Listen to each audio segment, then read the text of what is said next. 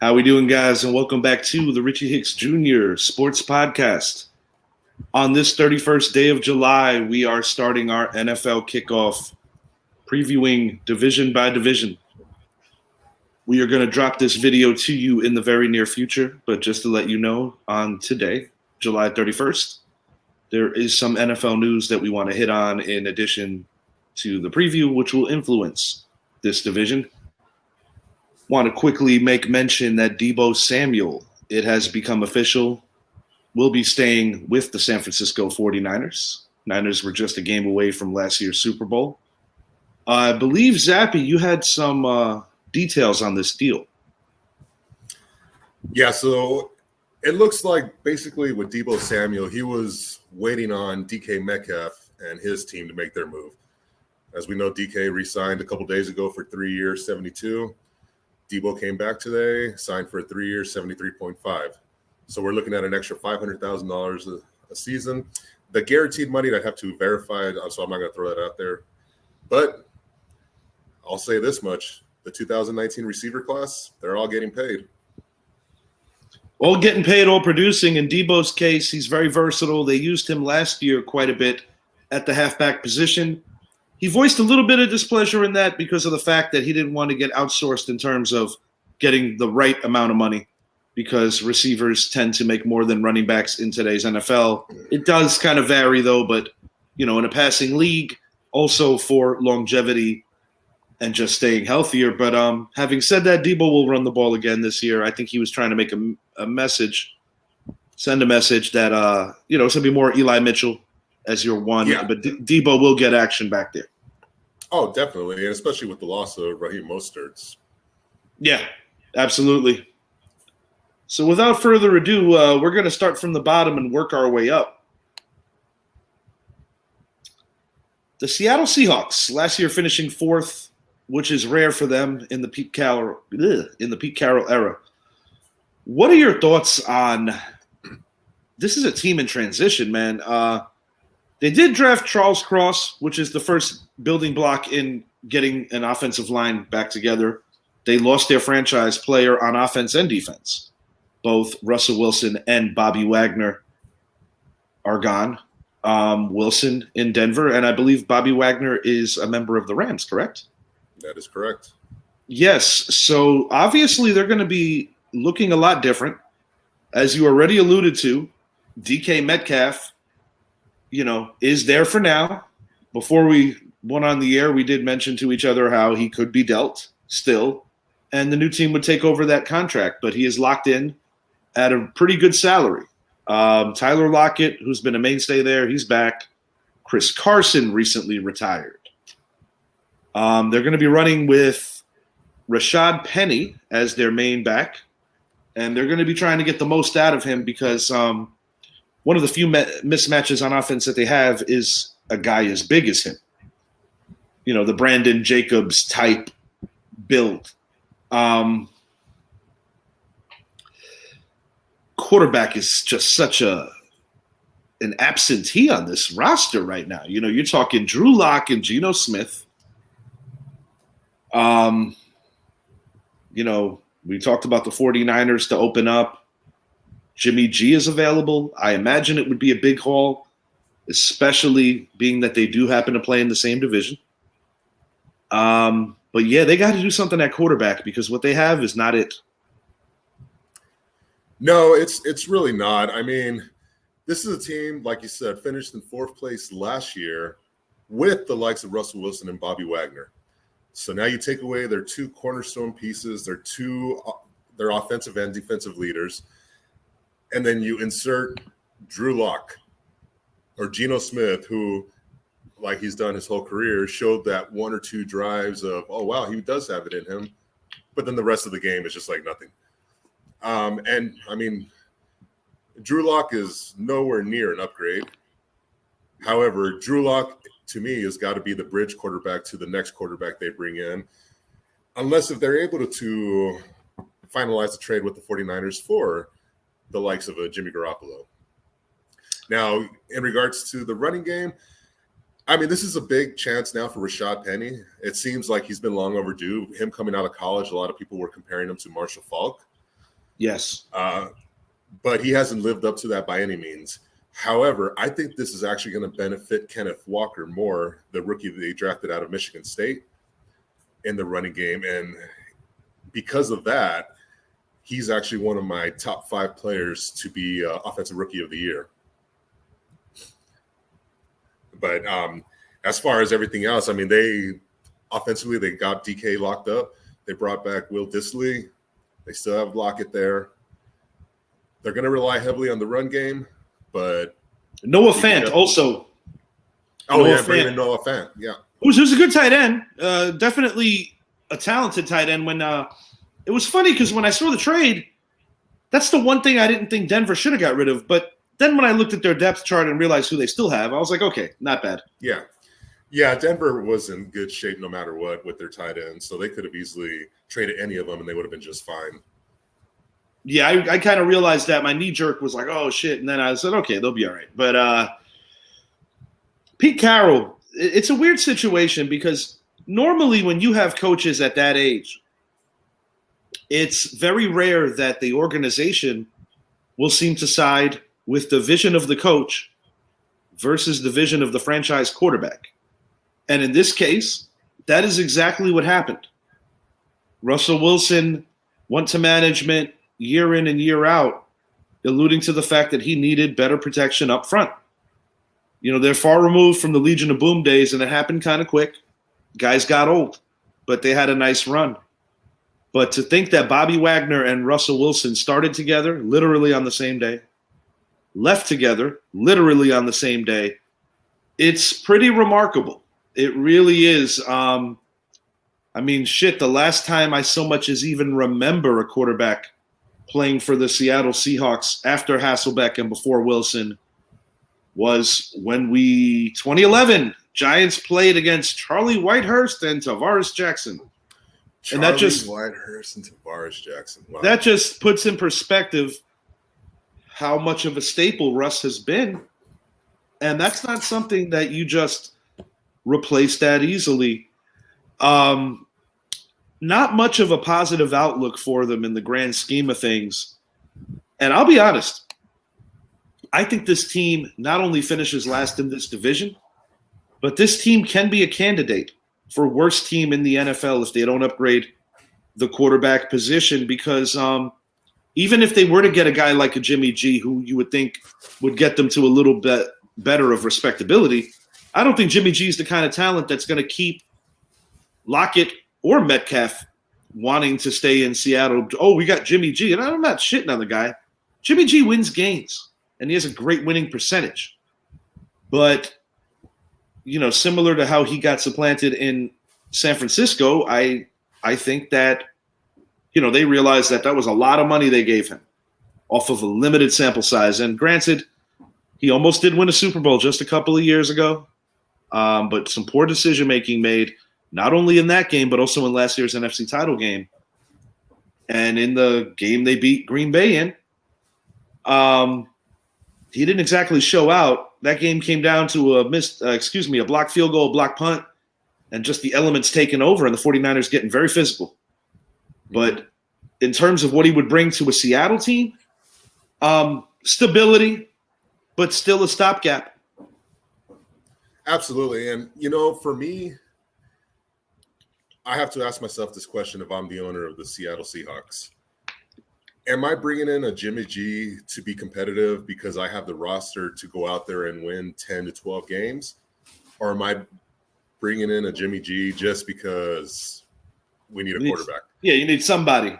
So I don't think trading for Jimmy G would be in their best interest for the future, because next year's quarterback class is deep. Yes, and they might want to tank out for that reason. You want to tank out for that reason because we already know. We can say the Atlanta Falcons, just speaking NFC-wise, the Atlanta Falcons are going to be in the running for that top quarterback, and the Lions probably are too. So that's 3 right there, and then we're not even talking about the AFC teams right now. Which is funny.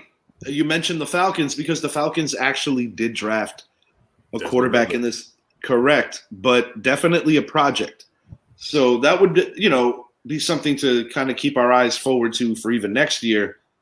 But my final prediction for the Seattle Seahawks, I'm going to go –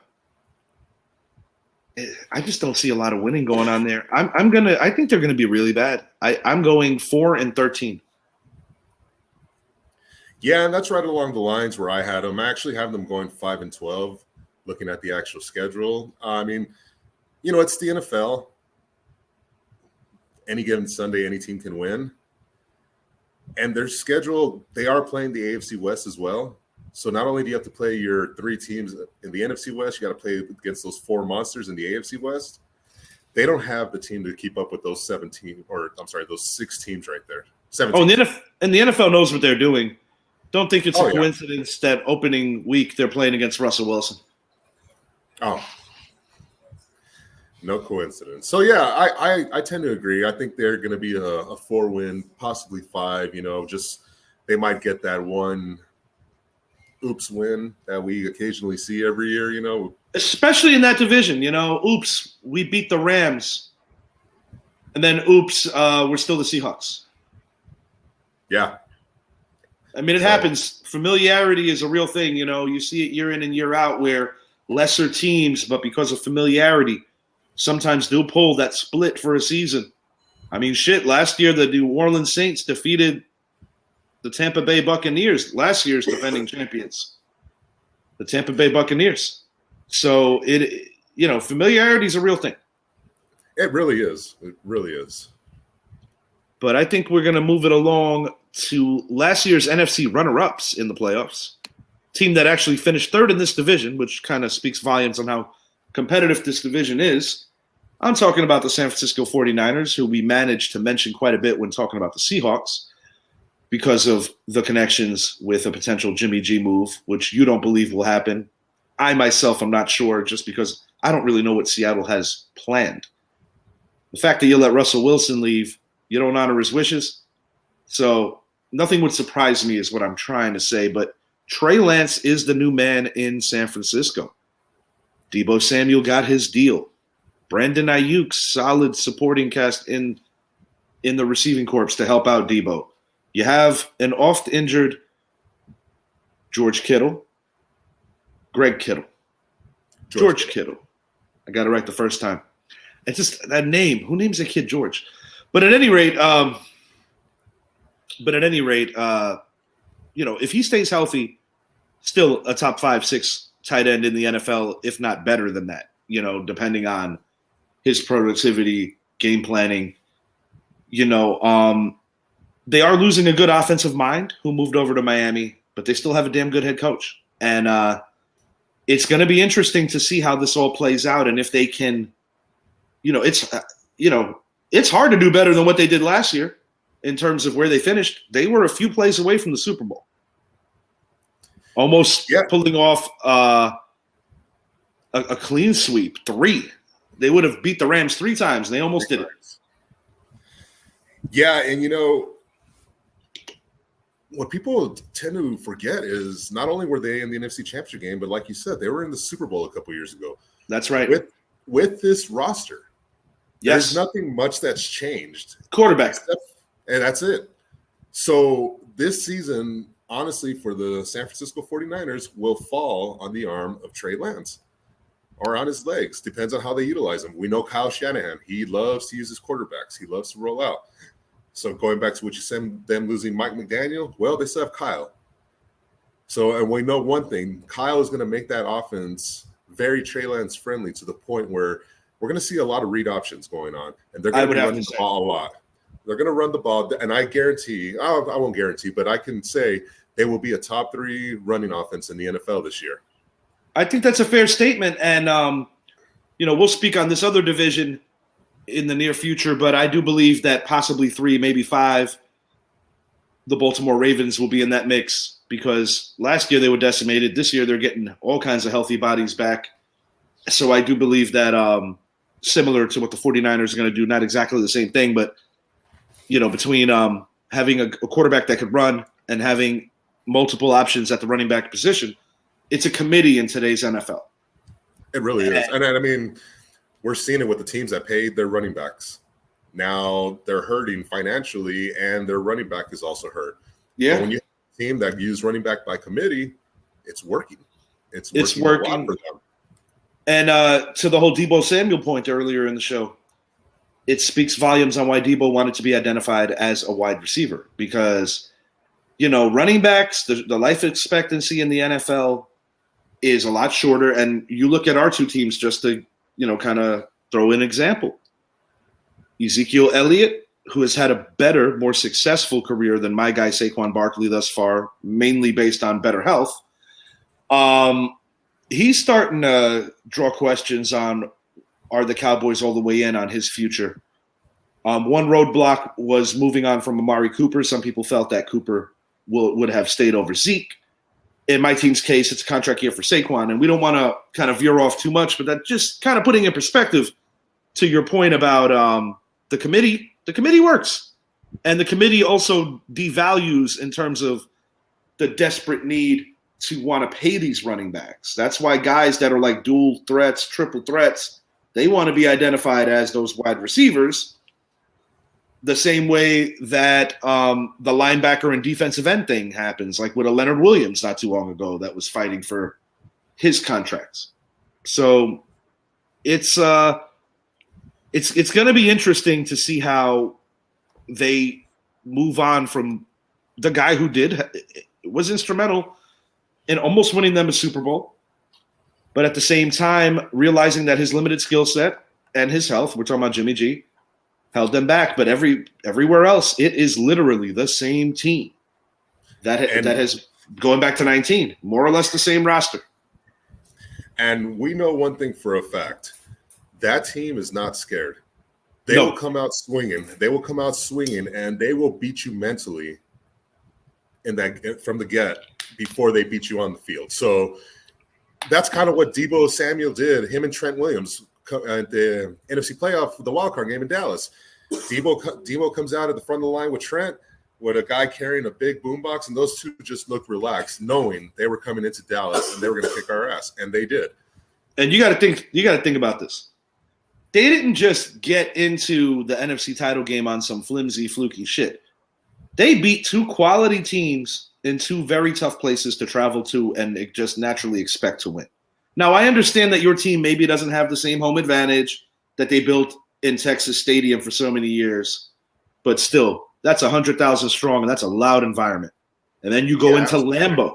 You go into Lambeau. The Packers were last year's 1 seed, and push them around in their climate, in their weather.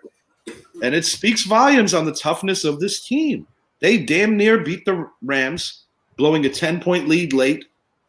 It kind of had that Super Bowl feeling when they lost to Patrick Mahomes and his Chiefs.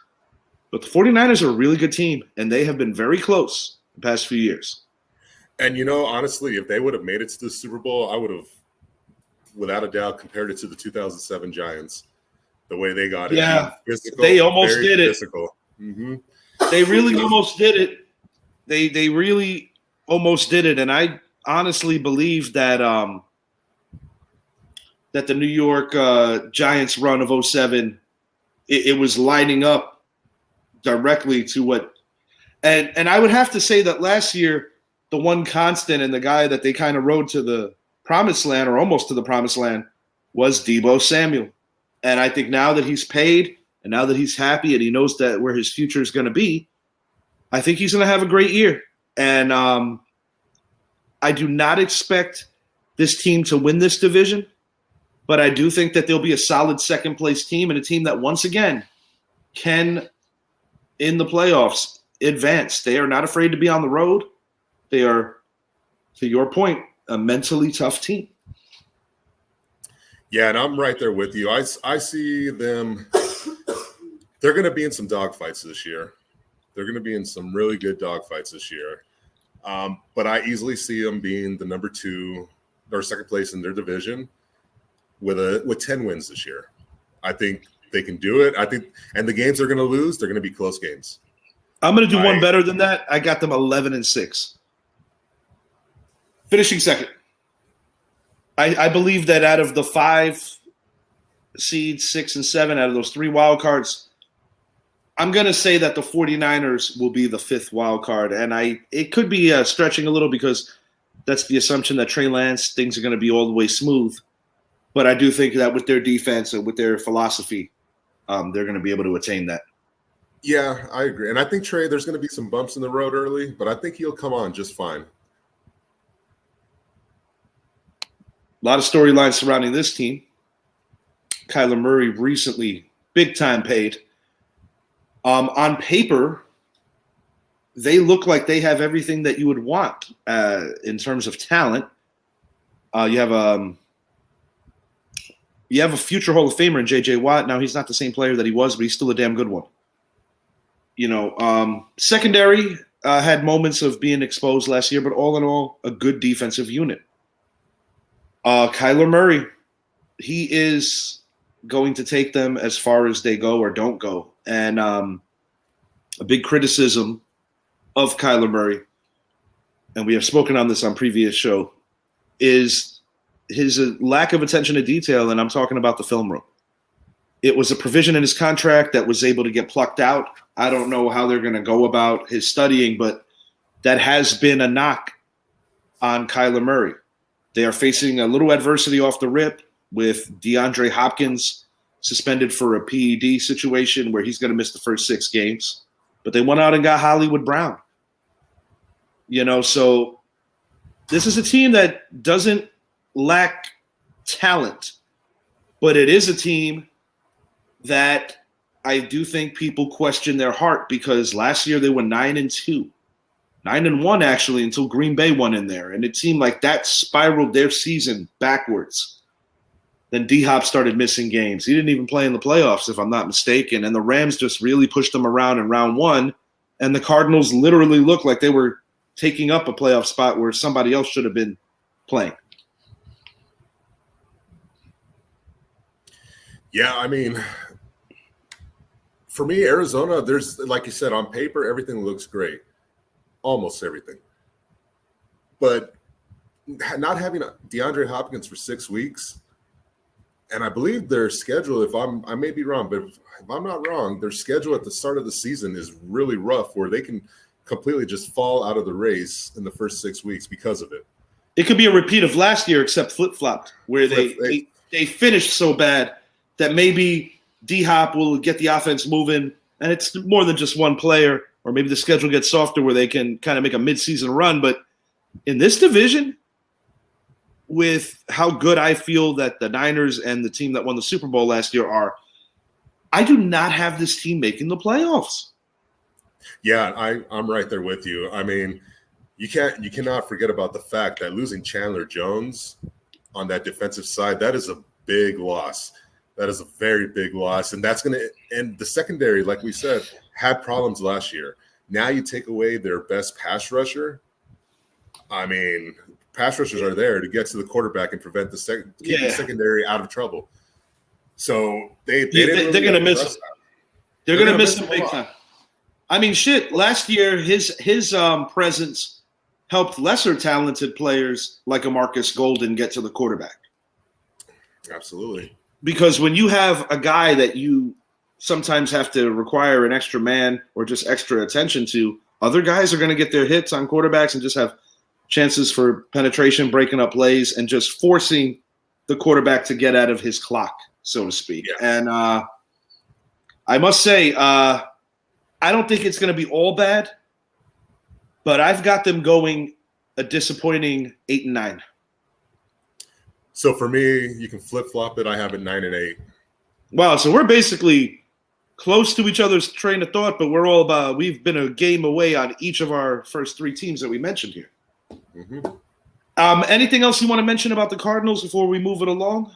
No, obviously you hate to see players suspended for PED use and things like that. And obviously we saw Kyler Murray get paid, which it still begs the question, did he really deserve that payday?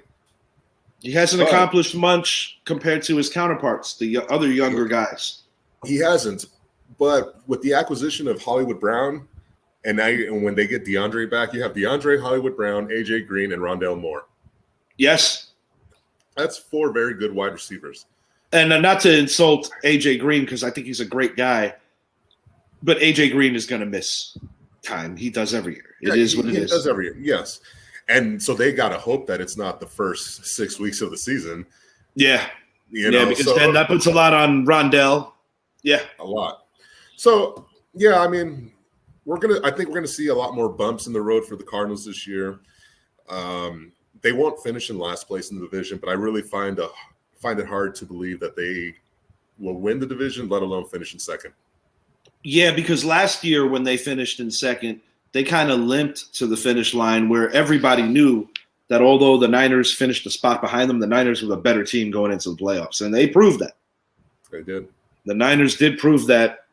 Last but certainly not least, we've got the defending Super Bowl champion Los Angeles Rams, last year defeating the Cincinnati Bengals in the Super Bowl.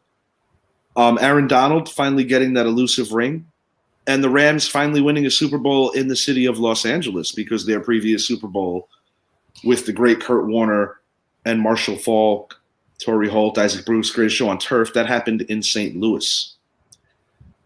So I would say, for the most part, the same team is returning with the exception of Von Miller. Von Miller was a rental last year. They made a deal with Denver to get him for that stretch run, and it paid off. And now Von Miller got paid. He's a member of the Buffalo Bills currently. Odell Beckham Jr., another late acquisition.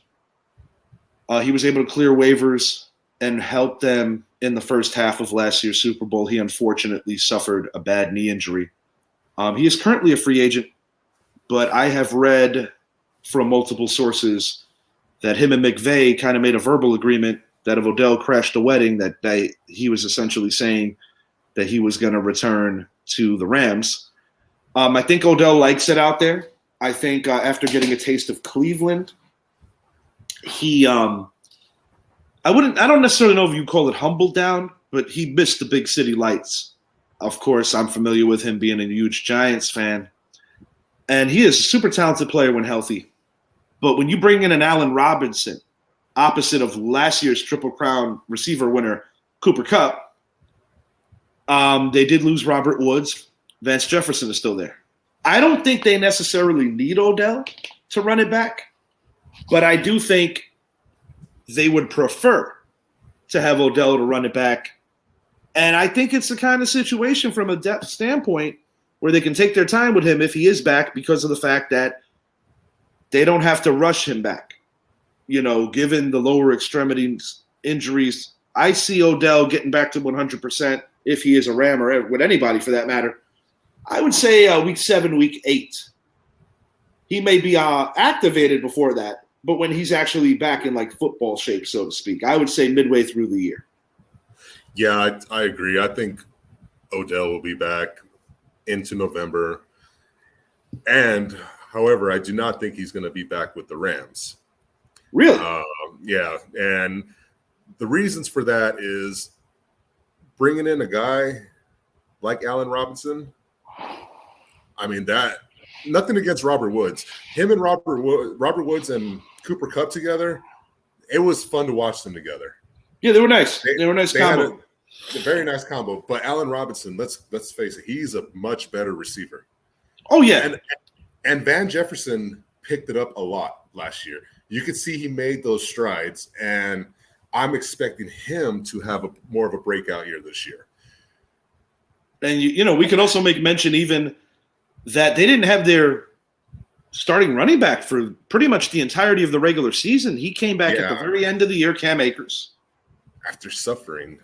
That Sony Michel. Yeah. It was amazing how he came back. Sony Michel contributed. Darrell Henderson contributed, and they had weeks where they were doing their thing together. Tyler Higbee's coming back. In my opinion, somewhat of an underutilized tight end, but a little better than he gets credit for.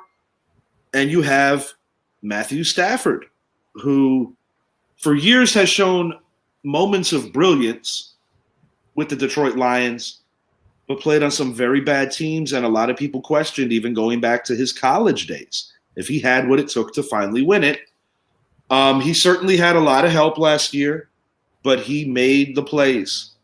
He made some mistakes, too, that could have cost him the playoff game. I'm referring to the Niners game, where a sure interception could have probably swayed the game into the Niners' hands where they probably would have won. They didn't.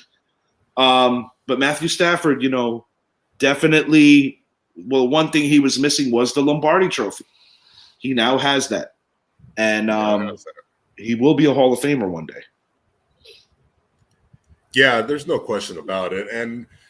And like you said, I mean, Matthew Stafford, it's not like he was having bad years while in Detroit. He was just on bad teams. Him and Megatron were doing a lot, but, when your defense is still giving up a lot of points, there's nothing you can do about that. Matthew Stafford found the perfect wife, perfect connection, perfect everything, not only with the team, the talent they have, but with Sean McVay. I thought the moment Matthew Stafford went to Sean McVay, I thought that was going to put Stafford over the edge and it was going to complete his resume, which it has. Yeah, I mean, it's pretty awesome. I'm not going to lie. On previous shows, when I was a member of the Jordan Patrick Show, that was going into these playoffs. And I got to give friend of the show, Brett, a lot of credit because Brett literally predicted the two teams that made last year's Super Bowl going in. I think he was incredibly lucky, but having said that, he was correct. And, I argued with him fiercely that I thought Green Bay would handle the Rams because they have had their number over the last couple of years. But his Cincinnati pick was far out. I really thought it was going to be Kansas City or Buffalo last year. Definitely not Cincinnati. But repeating is so very hard in the NFL. The last team to do it, you've got to go all the way back to the Patriots. Yeah, the Patriots. In the early 2000s. Yeah, 2004. That was a long, long time ago. Long time ago. But they made the right moves to go for a repeat. While we focused mostly on the offensive side, yes, they lost Von Miller, but they brought in one of the greatest middle linebackers to have ever played the game in Bobby Wagner. Yes. He still has it. It's not like he's lost a step. The guy is still playing top-of-the-line football, and he's going into the perfect situation where now he's lining up behind Aaron Donald. Get out of here with that. That defense is going to be pretty scary. And I said it last year with Brett that on the three levels of the defense, the line, the linebackers, and the secondary, you have a future Hall of Famer. You still do. They lose Miller, they get Wagner for a lot less money.